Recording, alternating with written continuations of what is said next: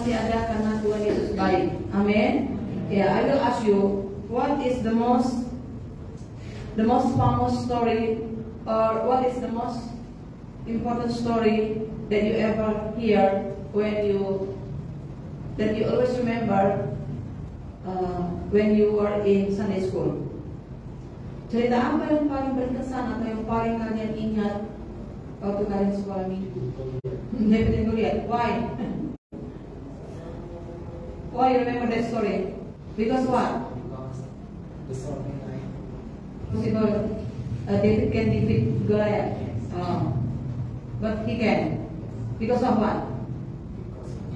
Because Jesus. David and Goliath. Yes. Why David and Goliath? Sam. Yes. David and Goliath. Okay. Like what the teacher teach you? Who is the teacher you remember? Teacher sekolah minggu yang kalian ingat, terus siapa yang ngajar? You remember who teach you? Paulus. Ada guru sekolah minggu pernah ngajar Paulus? Ada ya? Kamu ingat? Dia ceritanya manual, kayak ini kan manual. Ya, Paulus. Kenapa kamu ingat itu? Apa dibilang? Oh ya, berbeda. Kamu Vino?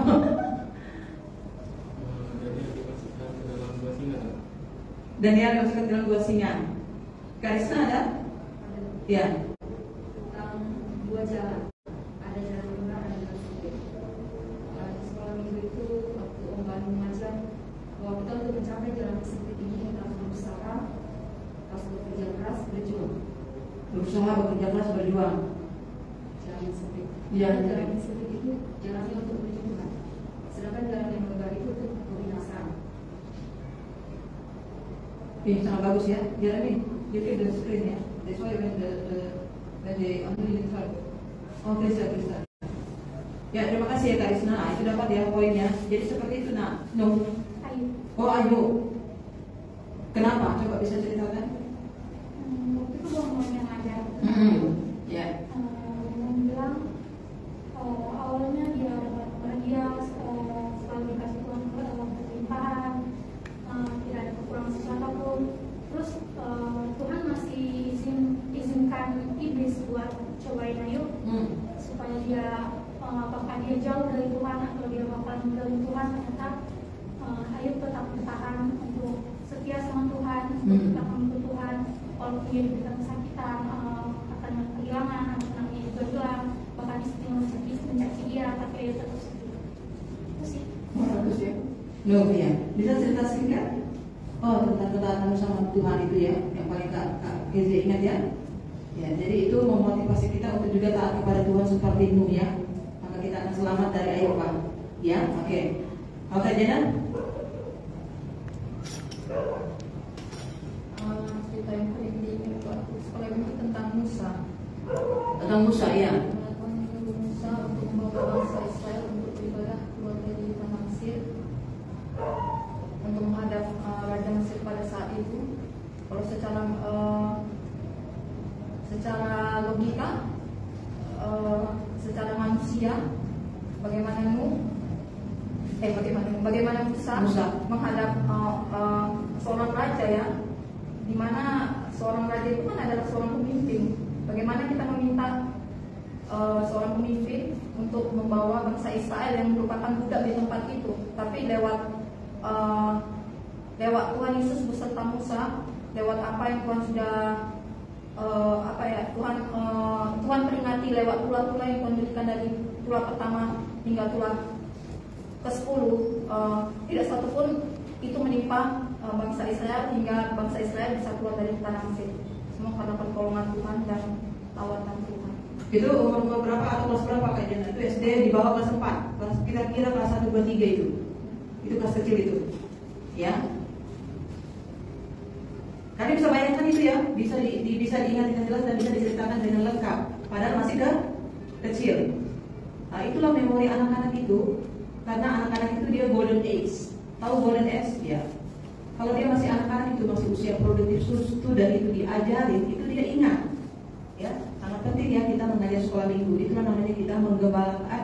Bukan, itu artinya kalian itu domba yang digembalakan Tuhan Yesus melalui gerejanya. Melalui guru-guru sekolah minggu, bisa gembala sidang, bisa guru sekolah minggu. Itu sangat berguna bagi domba-dombanya semuanya, karena kan pesan gembala ya, itu kan menggembalakan domba. Jadi kita tuh dengar firman, contohnya kita dengar firman hari Minggu, apa yang kita dengar? Oh, Bapak Gembala menyampaikan firman tentang domba ya. Jadi apa sih domba? Jadi Roh Kudus itu membuka pikiran kita. Oh, domba itu kan anak-anak Tuhan yang digembalakan. Apa sih arti digembalakan? Oh, diajar firman ya, dituntut oleh firman. Firman itu Yesus. Oh, berarti seorang gembala bertugas menggembalakan domba. Dan tugas domba tugasnya adalah mendengar suara gembala atau makan rumput, menerima firman yang diajarkan dan menjadi pelaku firman.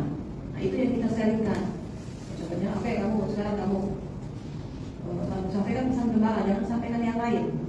Karena itu minimal ya, kita itu membahas itu, mendengar itu tuh minimal 6 kali. 6 kali dibahas ya, satu topik berbeda-beda, tetapi kalau ia satu topik itu tuh minimal 6 kali, makanya ulangan 6 agar anakmu program itu bisa nempel, gak mudah dilupakan. Nah, begitu ya, untuk kita orang-orang yang setia, sehingga mudah untuk kita mengaplikasikan dan mudah untuk kita melakukan karena kita udah hafal. Begitu, firman Tuhan itu seperti itu. Kalau Bang Noel, coba, karena Bang Noel ini dia dari kecil udah sekolah minggu ya, saya nggak tahu ya kira-kira cerita apa yang paling berkesan yang Bang Noel pernah ingat di masa sekolah minggu. Di masa sekolah minggu paling ingat dengan membuat roh. Dia gitu, dia dapat hadiah. You remember? Ya, oke ya. 2016. Jadi Boro yang ngajar Kak Ora dari kelas 3. Kelas 4 kan Kak Ora yang ngajar. Kelas 5, kelas 6 itu Bang Erik gitu kan. Jadi yang saya paling berkesan adalah menaruh kasih. Kasih itu tidak bisa hanya bisa kita katakan saja, tapi harus berbuat. Dalam Boro itu bukan satu pohon ada 9 rasa, tapi satu buah 9 rasa. Dan nggak boleh terpisah-pisah dari setiap ornamen, setiap kontingen. Satu buah 9 rasa. Ya. Jadi semuanya itu lengkap di situ, nggak bercabang. Itu. Apa aplikasinya? Kan ternyata kan kamu dari teologi itu. Kan? Aplikasinya ya tetap sama. Bagaimana kita hidup untuk menaruh kasih kepada setiap orang, menaruh setiap perkataan Kristus yang notabene adalah boro-boro itu. Baik ya. Ada lagi nggak Bang Wan? Cukup. Ya, berarti kalian itu namanya kalian sudah preaching ya, kalian sudah preaching. Kan itu kalian dengar, terus kalian sharing. Nah itu preaching itu preaching, itu teaching kan kalian dengar. Terus kalian sharingkan lagi apa yang kalian dengar, karena kalian tidak bisa membagi apa yang belum kalian terima. Demikian juga saya. Sampai hari ini saya tidak bisa membagi kepada kalian apa yang belum saya terima. That's the meaning of ministry. Itulah artinya pelayanan. Ya, pelayanan itu adalah we share what we have. Itu pelayanan. Nah, begitu ya. Oke, saya mau tanya dulu sekali lagi sama Abang Guru satu ini. Kalau for you, tadi you bilang David Goliath itu nggak jelas. Oke. Kira-kira you remember what I always teach or preach in the church, or you want to share what I always talk about when we go by car? I always ask someone like what? Coba you want? Which one you want? A or B? A, the conclusion, the preaching teaching that I always said in here, or the preaching teaching that I always share to the other people, maybe to the student, maybe to the driver outside this church. Can you explain? About David and Jacob. Pardon? David and Jacob. You. David and Jacob? No. Who's here? Jacob and Esau. Jacob and Esau. What the story is that? The story about brother. Two brother live in one place. Yes.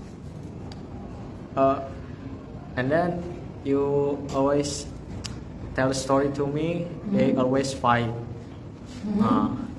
So the one who beloved by his father named Esau, and the one who beloved by mother named Jacob. That I think like you tell a story to me like mommy loved to me and papi loved by Jeremy. I always think like that when I always get 8 years old or 7 years old lah. I always remember that. Okay. Story to me. Okay. So what is I always preach in the church? About what? I always preaching about what? Teaching about what?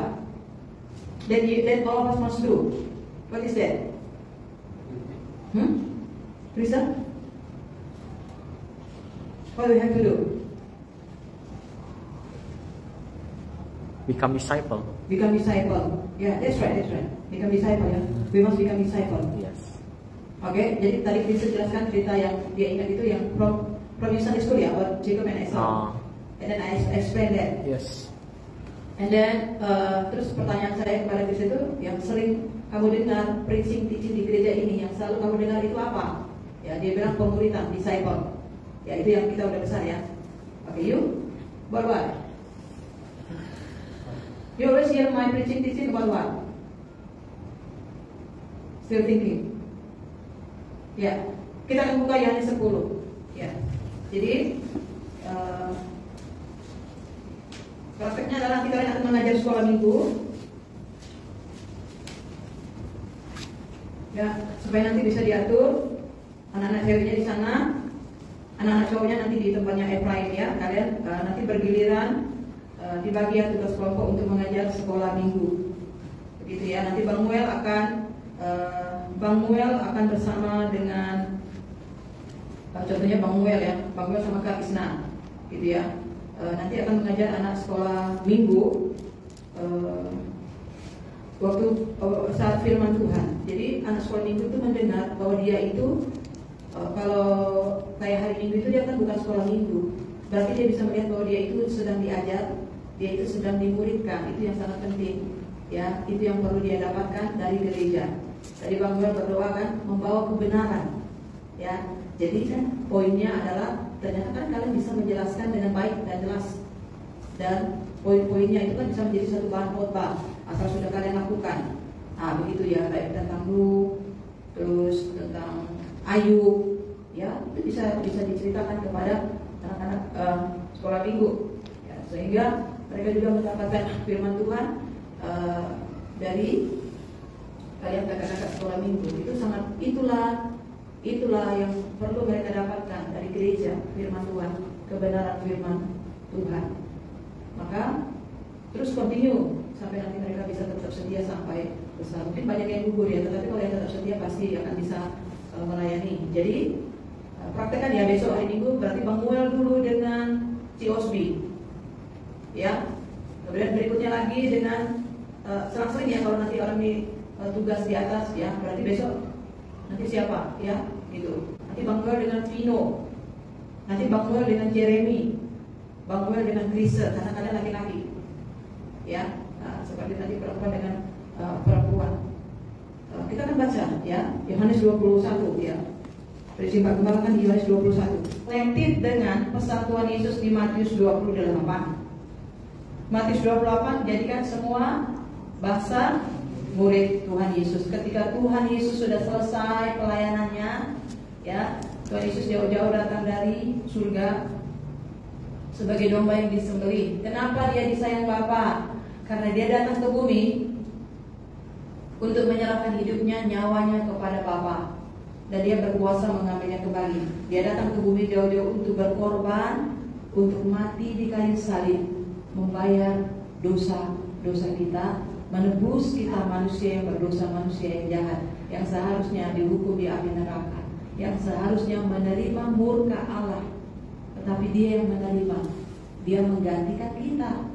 Ya, itu dia yang dia lakukan. Tetapi sambil dia akan melaksanakan misi itu, dia itu melayani dan memuridkan orang-orang yang mau dipanggil oleh dia. Dia tidak memuridkan orang banyak, dia mempersiapkan murid-murid itu. Ya, jadi hidupnya tidak percuma selama 3,5 tahun. Dia hanya diberi waktu 3,5 tahun, baru dia kembali ke surga.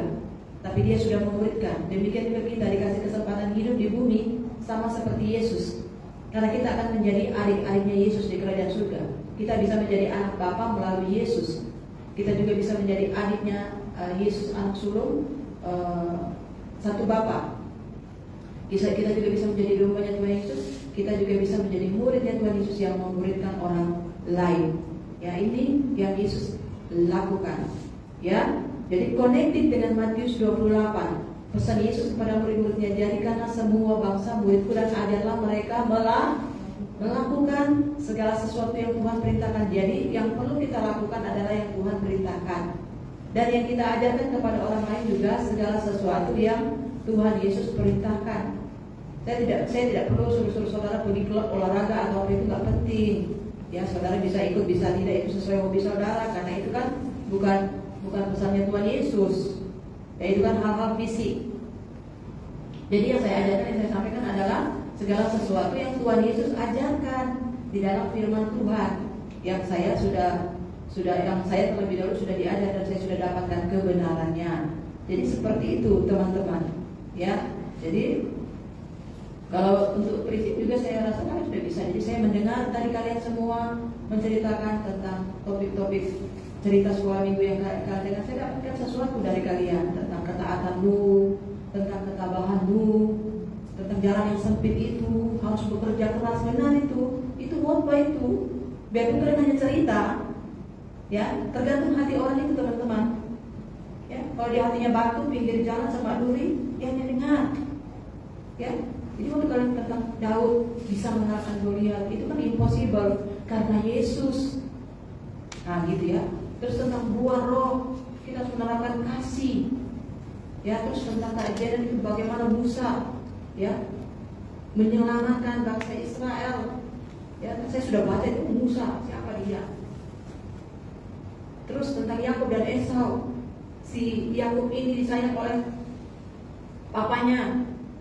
Yakub ini disayang oleh mamanya, Esau disayang oleh papanya. Jadi aplikasinya si Krisa ini, mami sayang Krisa, papi sayang Jeremy. Itu benar, dia nggak bohong. Ya, karena memang Krisa dia dekat sama tante, si Jeremy dekat sama papinya. Ya, makanya si Jeremy nggak takut sama papinya, takut sama maminya. Kalau bisa dia normal ya, itu memang terjadi di rumah kita. Maksudnya bukan objektifikasi ya. Ya, mungkin karena Krisa selalu ikut tante, dia kan tinggal di sini kan, sekolah di sini ya. Jadi kami mengaplikasikan firman itu yang kami cerita. Jadi papi sayang Jeremy, mami sayang Krisa enggak ya? Mami semua sayang, mami sayang, mami sayang semua anak-anak mami gitu ya. Tetapi persepsi dia itu dia connectedkan dengan cerita sekolah minggu yang sudah dia dapatkan ya. Jadi bukan itu, sebenarnya memang sudah Tuhan tentukan bahwa adiknya yang akan menjadi Israel. Adiknya itu memang sudah dipilih Tuhan untuk menjadi pemimpin garis keturunan Abraham, Ishak, Yakub, Yusuf. Ya memang sudah dipilih sejak lahir. Ya, jadi kalau begitu kenapa ya si itu jaga ya, segala sesuatu itu memang Tuhan izinkan terjadi supaya sesuai dengan rencana Tuhan. Kan kalau tidak nanti kan yang diberkati kan Esau, tidak, Tuhan tidak pilih Esau. Tuhan pilih Yakub. Jadi Tuhan izinkan Ishak itu buta, Tuhan izinkan dia ditipu oleh Esau karena memang yang Tuhan pilih, yang mau Tuhan berkati itu Yakub, bukan Esau. Nah, begitu. Itu kan Tuhan sudah ngomong kepada ibu Ribka ketika mereka berdua masih ada di janin ibunya Ribka. Nah, begitu ya. Jadi kalau kita baca Alkitab, apapun yang diceritakan kita tahu ceritanya. Kalau kita sudah baca Alkitab, saya dari SMP sudah baca Alkitab. SMP itu masih otak-otak fresh, masih otak-otak polos. Jadi dia nggak bisa hilang loh teman-teman. Ya, cerita-cerita sekolah minggu tidak bisa hilang. Firman yang kita terima itu tidak bisa hilang. Dia nempel di manusia rohani kita. Bukan di pikiran, tapi di manusia roh kita. Jadi dia udah menyatu. Nah, begitu. Jadi nanti Roh Kudus yang akan menuntut kita, membimbing kita cara mengaplikasikannya dalam kehidupan kita, dalam persoalan yang kita hadapi. Selalu kita belajar dari firman. Nah, begitu ya. Demikian juga Yohanes 21 ya. Di situ dikatakan, you read Krista, gembalakanlah domba ini ya. Ayat 2, karena tadi kami sudah bahas ayat yang pertama. Ayatnya yang ke-16, 23, kata Yesus pula kepadanya untuk kedua kalinya, Simon anak Yohanes, apakah engkau mengasihi aku? Jawab Petrus kepadanya, benar Tuhan, engkau tahu bahwa aku mengasihi engkau. Kata Yesus kepadanya, gembalakanlah domba-dombaku. Jadi sebelum Tuhan Yesus pulang ke surga, ini permohonan Tuhan Yesus kepada muridnya. Tuhan Yesus itu kan mau pulang ke surga. dia akan kembali kepada kemuliaannya. Tetapi dia tahu murid-muridnya tidak bisa berjalan sendiri, nanti Roh Kudus yang akan menolong mereka.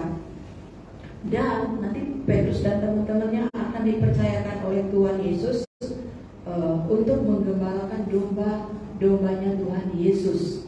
Ya, jadi kita lihat hati Tuhan Yesus itu. Dia tahu kalau domba ini tidak digembalakan, kalau digembalakan artinya dia diajar, dimuridkan, dibimbing, dilindungi, diprotek, maka domba ini akan diterkam, akan mudah tersesat, akan mudah jatuh. Kalau tidak digembalakan dia akan liar sendiri kemana-mana. Ya, artinya dia akan masuk gereja yang tidak ada pemuritan, tidak mengerti kebenaran, tidak mengerti lahir baru, tidak mengerti surga neraka. Ya, itulah domba-domba yang tidak tergembala. Orangnya baik tapi tidak tergembala, tidak tahu kebenaran. Dan pasti mereka mati, jiwanya binasa. Atau gampang sekali dia diterkam oleh ular, singa, jatuh ke jurang. Tuhan Yesus itu sangat mengasihi jiwa. Katakan sangat mengasihi jiwa.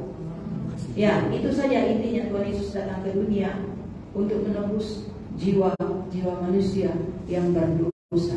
Ya, kita sudah diselamatkan. Tuhan pakai siapa? Tuhan pakai kita yang sudah dimuridkan. Arti gembalakanlah dombaku, ajar. Kenapa 3 kali? 3 kali dia menyangkal. Itu dosa di mata Tuhan. Jadi harus dipulihkan. Kan waktu dia dengar itu dia sedih, dia nangis. Waktu ayam berkokok dia nangis. Dia menyesal. Kenapa aku menyangkal Yesus? Oh, itu tidak cukup, belum cukup. Itu pertobatan. Dia udah menyesal. Tetapi belum ada buah pertobatan karena belum ada yang dia lakukan. Hanya menyesal saja tidak cukup. Kita harus melakukan segala sesuatu yang sesuai dengan buah pertobatan. Matius 3. Itu khotbahnya Yohanes Pembaptis. Hasilkanlah buah yang sesuai dengan pertobatan. Kapak sudah tersedia pada akar pohon. Setiap pohon yang tidak menghasilkan buah yang baik, preachingnya Samuel, ya, setiap pohon atau orang yang tidak menghasilkan buah yang baik, seperti preachingnya Samuel, maka dia pasti ditebang. Ya, jadi firman Tuhan itu pasti, ke surga itu pasti, ke neraka juga pasti.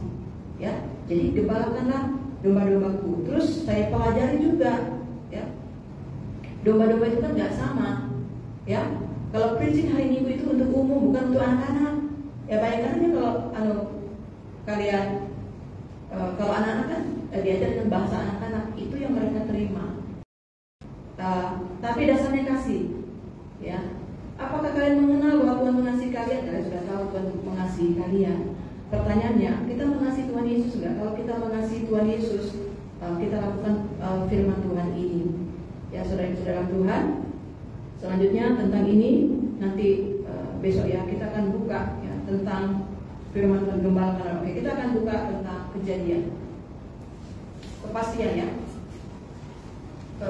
Yang akan saya sharingkan tentang kepastian. Firman Tuhan itu pasti. Katakan firman Tuhan itu pasti. Ya, sebelum kita ke Kejadian, kita buka dulu Yohanes 10. Firman Tuhan itu pasti. Ya, sore tadi saya dapatkan Yohanes 10, Yesus datang untuk memberikan hidup. Jadi kalau firman Tuhan itu kepastian, kita lihat cara Tuhan mengajar, cara Tuhan berfirman, dia pasti 2 sisi. Ya, dia selalu pasti kasih 2 sisi untuk menjadi pilihan, untuk menjadi pengertian bagi kita. Kalau di Kejadian kan, jika kamu makan, kamu pasti mati. Kan itu firman Tuhan. Karisma tadi, nah ini berarti preaching dari Karisma tadi ya. Ada 2 jalan. Ada jalan yang lebar, ada jalan yang sempit. Kenapa 2 pilihan? Seperti itulah model Tuhan berfirman. Sejak manusia awal, ada jalan yang lebar, ada jalan yang sempit. Kalau jalan yang sempit harus ditempuh dengan 3. Apa tadi Karisma? Coba kalau ulang Karisma. Berjuang, bekerja keras. Satu lagi apa? Ya, ada nilai ya. Jadi kita kan lupa kan? Lupa. Berjuang, bekerja keras. Kalau saya bilang penuh dengan air mata dan pengorbanan, penyangkalan diri, pikul salib, matikan daging, salibkan daging, ikutin keinginan roh, suci saleh. Nah itu ya, suci saleh, seperti Musa, seperti Ayub, seperti Nuh, seperti Paulus, seperti Daud, seperti Yakub, berjuang dia. Nah itu. Terus kalau dari Alkitab saya pelajari, itu hanya satu dari mungkin miliaran orang, hanya satu zaman perjanjian lama itu. Ya, dia ceritanya Kak Kenzi ya, berapa jumlah orang di bumi itu, hanya itu satu. Tuhan lebih fokus dengan satu orang yang mau taat daripada seisi bumi miliaran atau triliun tapi jahat, tidak taat, tidak suci, tidak saleh, tidak bergaul karib dengan Tuhan seperti Nuh. Itulah Tuhan. Dia nggak sayangkan loh, kalau memang jahat ya sudah binasa. Jadi dia hanya fokus sama Nuh, dan melalui Nuh disuruh khotbah Injil. Orang itu nggak mendengar, dia mati, dibunuh semuanya. Sekarang orang itu ada di neraka. Berapa jumlahnya? Kalau memang miliaran, ya. Siapa yang pernah khotbah itu? Si Petrus. Jadi waktu mereka di neraka, ada di gua-gua, ada di tempat-tempat mereka gua-gua ya. Ada neraka itu ya, neraka surga api, ada neraka lautan api. Tapi kalau yang zaman dulu itu, orang-orang itu tempat siksaannya itu di gua-gua. Itu khotbahnya Petrus. Nah, itu connected ya. Nah, jadi seperti itu. Hanya satu-satu. Kalau zaman perjanjian baru itu kan kelompok murid-murid. Nah, kelompok, tidak satu saja. Kalau Tuhan mau semua, tapi kan tidak semua yang mau komitmen, ya. Sebenarnya Tuhan mau bawa semuanya ke surga, tapi kalau dia tidak ikut seperti yang Kak Isa bilang, ikut jalan itu tidak bisa, Besti, tidak akan berakhir di surga, ya. Karena harus lewat jalan yang sempit. Nah, itu bukan preaching saya ya, itu preaching Kak Risna. Tapi semua preaching kalian itu kan sama preaching saya tetap menyatu dengan semua yang sudah Tuhan Yesus ajarkan di perjanjian lama sama perjanjian baru. Itu semua connected. Itulah firman Tuhan. Ya, jadi kalau kalian di sini kan kalian ini orang pilihan, ya. Jadi kalian harus berjuang melewati jalan yang sempit seperti yang Kak Risna tadi preachingkan. Itu dia. Kak Risna sudah dapat, mungkin itulah yang Kak Risna lakukan, aplikasikan dalam hidupnya. Kalau saya, yang paling saya ingat itu cerita mami saya, Mene Tekel Oplasin, ya, tentang Belsasar, ya, Raja Babel itu kan, yang dia menulis itu kemudian dia mati, ya gitu, cerita itu ya, saya paling ingat itu. Kemudian saya juga ingat guru-guru yang mengajar saya, ya. Tetapi sampai hari ini saya mencari mereka di mana ya? Apakah mereka masih setia ibadah? Apakah mereka masih setia melayani Tuhan? Apakah mereka masih mengajar? Banyak tidak. Sangat disayangkan ya. Karena mereka itu guru-guru saya, orang-orang yang sudah berjasa menceritakan firman Tuhan kepada saya, dan saya sangat ingat orang-orangnya, ya. Dan saya lihat mereka tidak melayani lagi, sangat disayangkan. Karena mereka itu menjadi contoh bagi saya, ya. Kebanyakan mereka tidak. Bagi saya mereka tuh guru-guru itu adalah pahlawan bagi saya, karena saya dulu waktu masih kecil ya. Bagi saya pelayan Tuhan di gereja itu yang khotbah itu waktu pemikir itu, mereka itu orang-orang hebat, mereka itu adalah pahlawan-pahlawan, mereka itu adalah hero-hero, karena mereka menceritakan cerita firman Tuhan. Itu persepsi saya waktu kecil. Makanya sekarang saya cari mereka itu di mana. Begitu ya teman-teman. Oke, kita akan Yohanes 10 ayat 10. 2, 3. Pencuri datang hanya untuk mencuri dan membunuh dan membinasakan. Aku datang supaya mereka mempunyai hidup dan mempunyainya dalam segala kelimpahan. Kan ada dua sisi, ya kan? Kalau pencuri itu kan iblis. Kalau dia datang, dia hanya mencuri, 1, membunuh, 2, 3, membinasakan. Kalau Yesus datang supaya kita mempunyai hidup, 1, yang kedua, mempunyainya dalam segala kelimpahan. Apakah murid-murid Yesus itu kaya? Tidak. Bukan kekayaan fisik. Yang Yesus kasih itu hidup, katakan hidup. Dan hidup yang berkelimpahan. Murid-murid Yesus itu kan gaul sama Yesus. Yesus sampaikan apa? Berita kerajaan surga. Yesus sampaikan murka Allah ada atas setiap manusia. Semua manusia akan dimusnahkan di api neraka. Tapi aku diutus oleh Bapa, aku datang untuk membayar dosa manusia yang berdosa di kayu salib. Dan waktu Yesus melayani mereka, Yesus memberikan mereka damai sejahtera untuk murid-murid yang taat. Itu peace. Aku, damai sejahtera aku berikan kepadamu. Damai sejahtera aku tinggalkan kepadamu. Yesus kasih peace, katakan peace.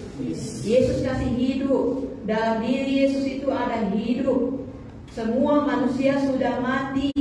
Sejak Adam dan Hawa itu sudah mati. Rohnya sudah mati. Ini handphone, hidup. Kalau nggak ada baterai, mati. Ini hidup. Bisa nonton live. Kalau nggak ada baterai, mati. Nah, ini contohnya mati, ini hidup. Semua manusia, ya, kalau belum kenal Yesus ini dia gelap, hitam, mati. Kalau udah ketemu Yesus yang firman, dia hidup karena Yesus memberikan hidup dan hidup yang berkelimpahan. Ada damai sejahtera, sukacita. Nah, itulah buah yang Samuel bilang tadi. Yesus kasih apa? Kasih sukacita, damai sejahtera. Apalagi Bang Wai yang keempat? Kemurahan. Apalagi? Hah? Kebaikan, kesetiaan, kelemah lembutan, penguasaan diri. Ya, kalau di luar itu bukan buah Roh Kudus. Kalau kalian masih setia itu buah Roh Kudus. Harus itu ya. Kalau buahnya nggak baik itu pasti ditebang. Ya. Jadi kalau iblis datang, dia datang untuk mencuri. Yang pertama dia curi damai sejahtera, sukacita, firman. Nanti pulang kita lupa firman. Tapi bagus ya, kalian tadi ingat kan cerita sekolah minggu. Ah, gitu ya. Kalian ingat kan? Berarti firman itu tidak hilang, masih ada di dalam hati kalian. Itulah firman. Firman itu bukan ini teman-teman. Firman itu hidup. Firman itu Yesus sendiri yang ciptakan langit dan bumi universal, yang menciptakan manusia, yang hanya setitik debu tanah di mata Tuhan. Manusia itu besar. Tuhan itu sangat besar. Dia adalah sang firman yang menghidupkan. Jadi kalau iblis datang, dia mau mencuri firman. Nanti kita lupa. Oke? Apalagi yang dia mau curi? Damai sejahtera. Dan yang goalnya apa? Jiwa manusia itu yang dia mau curi. Kalau supaya bisa dia binasakan di neraka kan? Siapa yang siksa manusia? Manusia di gua-gua, di sumur api, di lautan api. Dia tombak-tombak, dia potong-potong, dia siksa-siksa. Itu iblis yang nyiksa. Jadi manusia itu sudahlah dibakar, tidak makan, tidak minum, dibakar oleh api neraka, dipotong-potong lagi, disiksa-siksa lagi, disilet-silet lagi sama si iblis itu.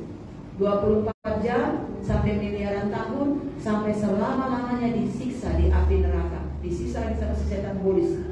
Itulah jahatnya dia, betapa jahatnya dia. Kalau manusia itu bisa dia binasakan, tujuannya hanya itu, karena dia udah benci kepada Allah, dia benci kepada Yesus yang firman, dia benci kepada Adam dan Hawa. Kok bisa-bisanya tinggal di surga, sedangkan aku diusir dari surga. Benci dia, iri dia. Makanya dia tipu supaya manusia itu semuanya ke neraka kayak dia, karena dia mau melawan Tuhan, ya. Tapi Yesus datang, makanya yang perlu dimiliki oleh kita adalah Yesus. Jadi nanti kalau kalian cerita sekolah minggu, closingnya adalah tentang Yesus, ya. Contohnya kalau Ayub itu begitu setia, ya. Demikian juga Yesus. Nah, gitu. Yesus itulah sang firman, ya. Ayub itu sudah ada di surga bersama. Di akhir cerita, ya, apakah kalian nanti mau bersama Ayub di surga? Ayub buka hati terima Yesus. Jadi harus ada setia ya, seperti Ayub, terlebih seperti Yesus. Iman kalian sama Yesus. Demikian juga Nuh, ya, closingnya tentang Yesus. Demikian juga Musa. Musa itu mengajar firman. Musa itu adalah Yesus yang ada di perjanjian lama. Ya, sekarang Yesus yang ada di dalam gereja firman Tuhan yang kakak ajarkan. Jadi mereka imannya sama Yesus. Karena Paulus itu mengajar preaching sama jemaat, dia pasti bilang, Paulus ya, Bang Moyo sudah sekolah teologi, Paulus itu dia teologiana, ya sekolah teologian. Dia selalu ingatkan jemaat 13 jemaat yang dia dirikan. Dia selalu mengingatkan dia itu mencontohi nabi-nabi. Itu Paulus. Jadi kalau kita tidak tahu kita nabi-nabi, nah kita tidak belajar kan, kita minus di situ. Paulus itu kalau mengajar jemaat dia katakan, aku meneladani nabi-nabi. Mereka itu taat dan setia sampai akhir hidup mereka. Itulah yang diteladani oleh Paulus. Ya, begitu. Baru central preachingnya tentang Yesus yang menyelamatkan dia, menampakkan diri karena kalau kasih karunia aku diselamatkan. Tetapi aku meneladani nabi-nabi, makanya dia rela menderita bagi Yesus. Kitab nabi-nabi. Jadi kalau kita ngajar anak-anak sekolah minggu tentang nabi-nabi, tapi senternya Yesus, itu bagus. Karena itu bisa menjadi contoh yang baik bagi iman mereka kepada Yesus. Karena itulah yang diceritakan oleh mamanya Timotius kepada Timotius. Sentralnya adalah Yesus. Jadi Yesus datang ke dunia. Di Yohanes ini menggenapi firman Tuhan yang diceritakan oleh nabi-nabi. Jadi Yesus datang memberikan hidup.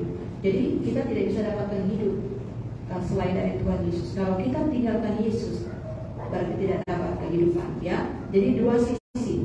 Kalau orang menerima Yesus, maka dia akan mendapatkan hidup. Oke, ini dia kepastian lagi dari Tuhan Yesus ya. Kita buka ayatnya yang ke 28. Nah ini kepastian. Masuk surga itu adalah satu kepastian. Ayat yang ke-28 23. Dan aku memberikan hidup yang kekal kepada mereka, dan mereka pasti tidak akan binasa sampai selama-lamanya, dan seorang pun tidak akan merebut mereka dari tanganku. Ini ayat emas bagi saya, rema bagi saya, karena saya ini kan domba yang tergembala dari kecil sampai hari ini, tergembala dengan firman. Jadi saya pelajari, ini kan keselamatan yang pasti, bukan mudah-mudahan benar atau tidak. Aku memberikan hidup yang kekal kepada mereka, ya. Mereka ini siapa? Murid Yesus, bukan 5.000, 3.000 yang datang untuk cari berkat, cari kesembuhan, ikut-ikutan, melayani ikut-ikutan, ya. Hanya mau roti, berkat, kesehatan, tapi tidak mau pikul salib, bukan. Bukan, dan mereka mau menerima kabar baik, ya, buta sembuh, lumpuh berjalan, ya, enggak. Ya, ini kan apa yang saya dapatkan ya. Aku memberikan hidup, ini Yesus ngomong sama murid, ya. Aku memberikan hidup yang kekal kepada mereka, dan mereka pasti tidak akan binasa sampai selama-lamanya, dan seorang pun tidak akan merebut mereka dari tanganku. Siapakah mereka itu? Murid. Katakan murid. Siapakah mereka itu? Dombanya Yesus. Oke? Mereka itu dombanya Yesus. Ada yang bukan domba. Ayat yang ke-25 kita baca 23. Yesus menjawab mereka, aku telah mengatakannya kepada kamu, tetapi kamu tidak percaya pekerjaan-pekerjaan yang kulakukan dalam nama Bapakku. Itulah yang memberikan kesaksian tentang aku. Ya, tidak semua firman yang sudah disampaikan ini diterima. Tidak. Ayat yang ke-28, 23. Tetapi kamu tidak percaya karena kamu tidak 26. Kalian baca 26, 23.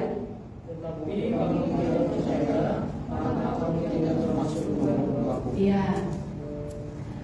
Pintu masuk menjadi anak Yesus adalah mendapatkan hidup melalui percaya. Yohanes 1 ayat 12. Menerima firman dan percaya.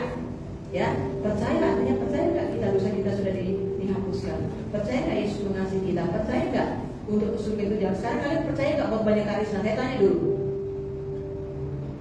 Percaya nggak kalian mau banyak karisma? Bahwa untuk ke surga itu jalannya sempit? Percaya atau tidak? Saya tanya dulu sama kalian. You believe? Yes. Kalau percaya apa yang harus kamu lakukan? Tadi itu 3 apa? Bekerja keras benar, apa lagi? Apa Kak Weta?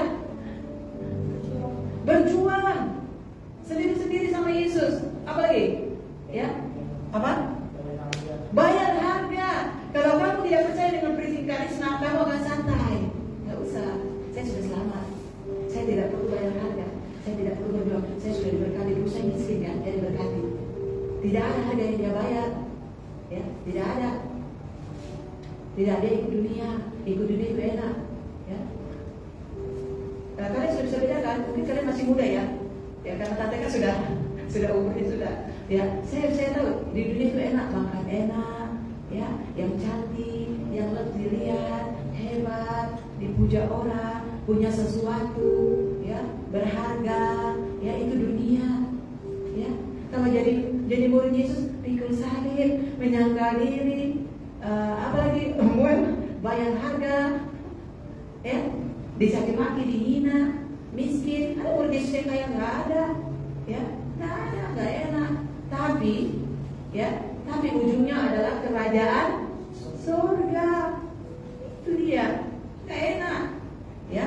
Jadi kalau kita dengar, oh saya keselamatan itu pasti, saya pasti masuk surga, tapi kita tidak lakukan minimal 3 yang banyak karisma, itu jangan mimpi mau masuk surga saya, jangan mimpi.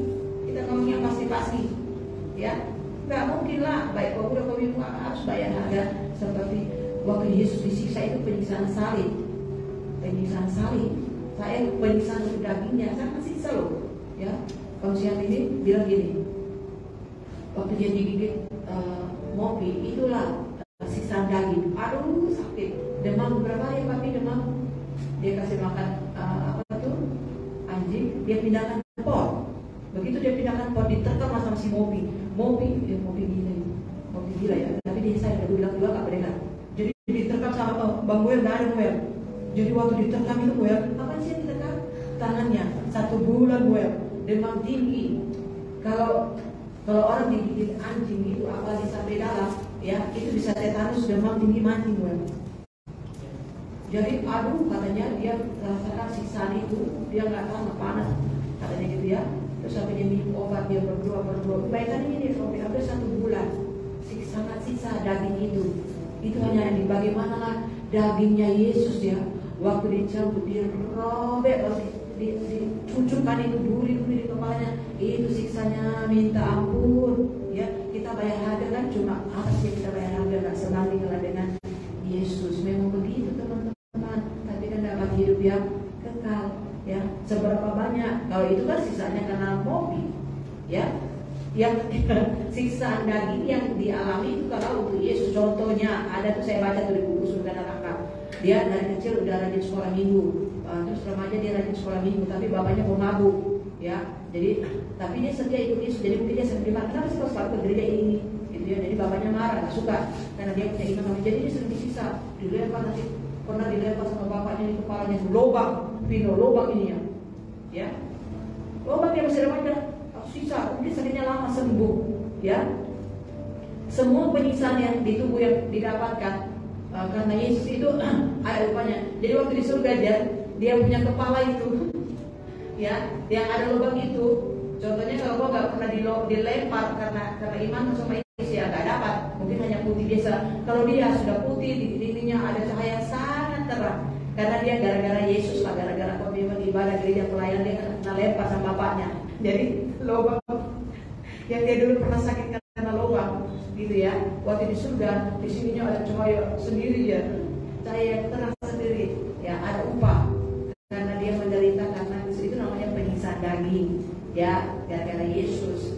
Jadi gitu ya. Jadi kepastian yang saya pelajari ini berarti keselamatan itu pasti. Katakan keselamatan itu pasti ya, asalkan kita lakukan dari yang prinsipnya karisma. Nah, itu ya. Kalau kita cuma bilang, oh saya pasti selamat sama-sama karena saya tidak akan binasa sampai selama-lamanya, tapi dia tidak bayar harga, bohong ya. Itu namanya iman palsu, bohong. Tuhan tidak ajarkan seperti itu. Jadi kita perhatikan bagaimana murid-murid Yesus mengikuti Yesus. Oke, sekarang tentang preaching ya. Jadi sudah jelas ya. Kita buka Kejadian. Bukan ular yang dosa, manusia yang buat dosa, ingat itu ya. Dia yang makan. Ular itu hanya menggoda. Kan kita khotbahkan gara-gara ular lah manusia berdosa. Kita bilang gara-gara ular. Ya, kalau Roh Kudus ajarkan ular itu hanya menggoda. Yang buat dosa di Taman Eden itu Hawa. Terus dia kasih sama Adam. Yang buat dosa di Taman Eden itu Hawa. Kalau ular kan malaikat. Ular malaikat kapan dia buat dosa? Waktu di tahta. Yesaya sama Yesaya itu dia buat dosanya di situ. Apa dosanya malaikat itu? Sombong, merasa lebih hebat, bisa mau menyamakan diri dengan Allah. Sombong, aku congkak, ya. Terus bersekongkol mau melawan Tuhan. Dibuanglah dia dari surga tinggi ke bawah, kemudian dibuang ke neraka. Dia buat dosanya di situ. Kemudian dia jadi ular. Dia udah dilemparkan ke neraka, ada ke awan-awan ya, ada ke alam roh. Efesus 6 bumi, makanya dia rusakkan bumi. Baru ke air-air, baru ke neraka. Itu 3 tempat. Dari mana saya tahu? Saya kan suka baca buku surga neraka yang ditulis oleh Bu Kendi, yang ditulis oleh Mary Becker, baru 7 kesaksian 7 orang kelebihan, Nah Hyun Suk, banyak buku-buku neraka surga neraka yang saya baca itu banyak. Itu dia cerita tentang alam roh ya. Gitu. Jadi terus kalau tahun ini saya dapatkan khotbah ular atau khotbahnya Tuhan, mari kita baca. Itu ya. Khotbahnya ular sama khotbahnya Tuhan. Silakan Jeremy apa? Nah, anak SMP bisa ini. Ini kan pelajaran bahasa, cuma dari main kata-kata. Coba si Pino, kau kasih aku pertanyaan susun kemarin kan kuis Alkitab. Istana siapa yang dibakar? Aku tak bisa jawab ya. Kuis Alkitab. Istana siapa yang dibakar oleh raja? Dan dia menjadi gila ya, dia Pino. Dia kasih aku pertanyaan itu. Ya, nggak bisa kan tante pendeta ibu gembala jawab pertanyaan aku katanya. Oke, tanya dulu kau Pino, karena kau pintar. Apa bedanya Pino? Anak SD pun bisa. Kalau ular bilang apa? Iya. Jangan kamu makan, itu khotbahnya ular. Kalau khotbahnya Tuhan, semua pohon boleh dimakan. Jadi dengan khotbah hati-hati. Nanti ketemu orang, ya ketemu dia orang Kristen, jemaat, pelayan Tuhan, pendeta, dengar, ya. Itu khotbah ular atau khotbahnya Tuhan. Ayat berikutnya, ayat yang ke-4. Sorry, ayat yang ketiga. Mari kita baca. Ayat yang kedua, 2-3. Lalu sahut perempuan itu kepada ular itu, buah pohon-pohonan dalam taman ini boleh kami makan. Benar? Ada salah atau tidak? Tidak. Bapak teologi ada salah? Tidak. Oke, ayat yang keempat, 2-3. Tetapi tentang buah pohon yang ada di tengah-tengah taman, Allah berfirman, jangan kamu makan ataupun raba buah itu, nanti kamu mati. Oke, kita bandingkan dengan ayat 17. 2-3. Tetapi pohon pengetahuan tentang yang baik dan yang jahat itu janganlah kau makan buahnya, sebab pada hari engkau memakannya pastilah engkau mati. Pastilah engkau, coba ngomong, pastilah engkau mati. Kalau khotbahnya si ular tadi semua pohon boleh dimakan. Sekarang ini khotbahnya Hawa. Oke, khotbahnya manusia nih, ya. Kata dia, apa khotbahnya Hawa yang beda dengan Tuhan? Coba dulu Jeremy. Pasti kamu mati dengan nanti. Nanti itu bukan pasti. Nanti itu bisa ya, bisa tidak. Biasa aja kali, nggak apa-apa. Itu dia nanti. Arti kata nanti. Beda dengan khotbahnya Tuhan, pasti. Apalagi yang beda? Coba dapat. Kalau anak sekolah ini cepat ya menjawabnya, karena mereka kan banyak baca. Apalagi yang beda? Jangan kamu makan benar. Terus ataupun raba buah itu. Tuhan ada bilang itu? Tidak, itu bedanya. Oke. Kalau yang nggak mati itu ular, bukan Hawa. Oke, ini jawabannya ular. Ayat yang keempat, 2-3. Tetapi ular itu berkata kepada perempuan itu, sekali-kali kamu tidak akan mati. Tetapi Allah mengetahui bahwa pada waktu kamu memakannya, matamu akan terbuka dan kamu akan menjadi seperti Allah, tahu tentang yang baik dan yang jahat. Ini sudah masuk ya, khotbahnya ular sudah masuk ke dalam pikiran dan hati Hawa. Dia terimalah khotbahnya ular itu, ya kan? Karena khotbahnya bagus tidak? Saya tanya dulu kalian, ini khotbahnya bagus tidak? Tidak. Kamu nanti tidak akan mati. Kalau nanti kau makan, kamu akan hebat seperti Allah. Inilah khotbah ular itu bagus. Khotbahnya Karisma tadi itu tidak bagus. Paham kalian? Ya, khotbahnya ular itu tidak bagus. Khotbahnya ular itu bagus. Kalau khotbahnya Karisma itu mana enak, kerja keras, bayar harga, biar juang, itu gak enak. Tapi kalau khotbahnya ular enak, benar atau tidak? Benar nggak Jeremy? Benar kan? Benar. Kalau kau makan gak mati, ya. Nanti kamu akan hebat seperti Allah. Khotbah itu diterima, ya. Jadi Hawa itu punya kena bebas untuk lakukan atau tidak. Jadi yang buat dosa di sini siapa? Hawa, ya. Kalau dia tidak makan buah itu, dia tidak berdosa.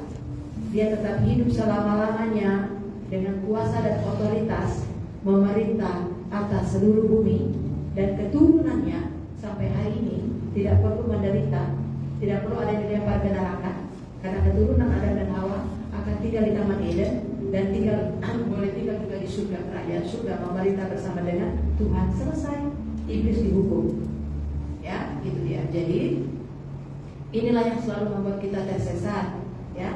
Begitu kita sudah dengar khotbah, ternyata si ular juga berkhotbah, kita juga berkhotbah yang tidak sesuai dengan firman, makanya tidak dapat itu keselamatan. Jadi kalau sama Tuhan pasti, katakan pasti, ya. Jadi yang saya dapatkan adalah kepastian, ya. Kalau tadi itu Yohanes 10 pasti tidak akan binasa asalkan ikut Yesus, ya, yang khotbahnya Karisma. Ya, asalkan buahnya itu yang khotbahnya Samuel, asalkan orang-orangnya ya seperti Kristus, seperti Nuh, Musa, terus Yesus datang memberikan hidup. Terus kalau tidak di dalam Yesus pasti mati. Kalau kita tidak sama dengan firman, melanggar firman, pasti mati binasa. Firman memuji Allah dan mereka disukai semua orang, dan tiap-tiap hari Tuhan menambah jumlah mereka dengan orang yang diselamatkan. Jadi biarlah melalui kesetiaan teman-teman, ya. Mana nih orang-orang yang sudah dibaptis ini, ayat 41. Orang-orang yang menerima perkataannya itu memberi diri dibaptis. Oke. Ya, mana nih orang-orang yang dibaptis? Dia kok tidak ada. Dan pada hari itu jumlah mereka bertambah kira-kira 3.000 udah dibaptis, ya, belum cukup, ya. Kalau cuma dibaptis saja berarti kok jalan yang lebar. Ayat yang kedua itu harus bertekun dalam pengajaran dulu, harus dimuridkan, harus bertekun dalam pengajaran dan dalam persekutuan dan dalam memecahkan roti berdoa. 4 ya, bertekun dalam pengajaran 1, 2 dalam persekutuan, yang ketiga fellowship, memecahkan roti, ya, dan keempat berdoa, ya. Kemudian itu ayat yang keempat bersatu, kelima bersatu, ya. Baru ayat 45 memberi. Terus ayat yang ke-46 bertekun lagi, ya. Baru Tuhan tambahkan, ya. Banyak kita jemaah hanya bermimpi, berdoa, nanti keluarganya diselamatkan. Tidak bisa. Nah, kalau tidak ada pengajaran yang mereka dengar, ya, pemuridan yang mereka ikutin, ya nggak bisa, ya. Cuma imannya saja tapi tidak mengerjakan apa-apa, ya. Cuma doa saja tapi kita nggak ngajar, nggak nginjil, nggak muridkan, nggak gembalakan, ya nggak selamat lah. Bang Well, teman yang sudah tamat STT teologi, ya, setiap saya ketemu pelayan Tuhan itu pasti ceritanya itu, ya. Terus saya nggak bisa dengar, ya, saya nggak bisa ngajar, dia nggak bisa. Saya pulang ke rumah saya, Roh Kudus ini bagaimana, selalu saya jumpa pelayan Tuhan itu kayak gini, Roh Kudus ngajar sini. Tanya sama dia, berapa jiwa yang sudah kau selamatkan dari pelayanan? Berapa jiwa yang sudah kau bawa bertemu Tuhan secara pribadi? Berapa jiwa? Karena kan ceritanya selalu merasa dia katanya lebih baik dari gembala sidang. Dia lebih apa? Dia lebih disukai. Apa yang sudah dibuat di gereja itu? Apakah dia perintis gereja? Apakah dia menderita waktu membangun gereja itu? Hanya sekolah Alkitab, STH. Apa harga yang sudah dia bayar? Tidak ada, hanya disukai, ya. Bukankah dia harus menjadi hamba? Dan saya ketemu pelayan Tuhan isinya itu. Dia merasa dia lebih baik dari gembala sidang. Saya ini pelayan Tuhan dari gereja karismatik. Jadi itu bilang berapa jiwa yang sudah dia bawa, ya, berapa jiwa yang sudah dia menangkan, ya. Saya bilang kalau kamu mau buka pelayanan, maka kamu harus ikutin doa, ya, tim doa, Kisah Rasul 2, karena kamu mau melayani juga kan semua isinya setan, ya. Kenapa kamu nggak kembali ke gembalamu? Karena kamu di situ sudah dimuridkan, bertumbuh dan melayani, ya. Saya begini lah Bu, nggak bisa lah. Kalau mau melayani jiwa-jiwa itu semua isinya setan. Aku langsung bilang itu buat Roma 1. Kan semua isinya setan. Kau harus beritakan Injil dan terima Yesus, baru ada kebenaran, ya kan? Terus setan-setan itu nanti nyerang balik kau. Apa kau undercovernya? Kau nggak ikutin doa, ya? Dengan baru di gereja lain banyak orang seperti kalian. STO banyak Bu, semuanya sudah keluar. Udah ya semuanya itu STO itu. Jadi saya tanya Rokus, bagaimana kalau saya dapat ketemu lagi pelayan ini? Sedangkan kami di sini dari bulan lalu, Desember itu temanya kasih, baru Januari ini temanya pemerintah, ya. Sampai Tuhan menambahkan dari pelayanannya. Kalau dia pelayanan di gereja kan, itu kan pelayanan Bapak Gembala yang sudah dirintis oleh Bapak Gembala. Di situ ada kumpulan kaum ibu, ada kumpulan remaja, ada kumpulan pemuda, ada kumpulan sekolah minggu, itu kan perintisan Bapak Gembala. Terus kau apa yang sudah kau bawa ke gereja, Besti? Bapak STH, berapa jiwa yang sudah kau selamatkan? Itu tanya kata Roh Kudus kalau mau ngomong-ngomong, saya tanya, Anda sudah selamatkan jiwa berapa? Terus Anda bawa ke gereja Anda itu berapa jiwa? Si Valentino itu yang bawa ke sini, Om Simon Lubis. Om Simon Lubis khotbah online, kemudian dia khotbah di sini baru dia baptis. Om Simon baptis, baru Om Simon bawa kamu di sini ya digembalakan oleh GPPS Blessing. Itu namanya bawa jiwa ke gereja. Om Simon sudah bawa jiwa 2 suami istri, dan jiwa ini menjadi jemaat yang tergembala. Itulah hasilnya, Tuhan menambahkan, ya. Nah, itu pelayan Tuhan. Jemaat, berapa jiwa sudah kau bawa ke gerejamu? Nggak ada, tapi merasa dia lebih hebat, ya, merasa lebih hebat dari Bapak Gembala. Padahal tidak ada yang jaga nyawa dia tetap sehat. Siapa? Bapak Gembala. Kalau kami dulu ke sini bawa ijazah sekolah Alkitab sama bawa ijazah STH kami, mana ada anak sekolah ini mau ke sini? Om di sini hutan. Yang kami bawa, ini untuk ya. Yang kami bawa itu apa? Jajan. Apa yang bisa kami bawa? Makanan yang kami bawa. Karena anak-anak itu mau makan. Kami bawa ke rumah jemaat, numpang di rumah jemaat, sekolah minggu, dikasih jajan. Yang kami bawa adalah kabar baik, cerita sekolah minggu, seperti kalian itu dapat cerita sekolah minggu. Dia kenal Yesus, kan dia cinta Yesus, dia rajin ke gereja ibadah bertumbuh sampai seperti Kak Risna ini. Jadi kalau kita bawa kepintaran kita, S1, S2, S3 kita, ya, atau sarjana hukum, sarjana ekonomi, mana ada jiwa yang berdatang sama Yesus. Tapi kalau kalian nanti mau melayani sekolah minggu itu, ceritakan tentang firman, baru kalian akan nanti mereka akan, oh kakak ini kayak sama saya, oh dia mengajar saya. Jadi itu tertanam di pikirannya, oh saya belajar, saya dimuridkan. Nanti mereka besar, kalau kalian menikah atau kalian keluar di sini buka pengembalaan, mereka udah jadi pemuda, mereka bisa melayani, mengajar. Itu namanya menggembalakan domba. Jadi kalau kita ngomong sama orang, ya, jemaat Tuhan, pelayan Tuhan, ya, waktu saya ngomong gitu, ya, kayaknya benar dia ini, ya, karena ngomongnya kan sopan. Langsung saya ingat firman terjadi itu, banyak ular kata Roh Kudus, ya, yang dia sampaikan itu banyak ular. Kalau korban Yesus, kau harus menangkan jiwa bagi Kristus.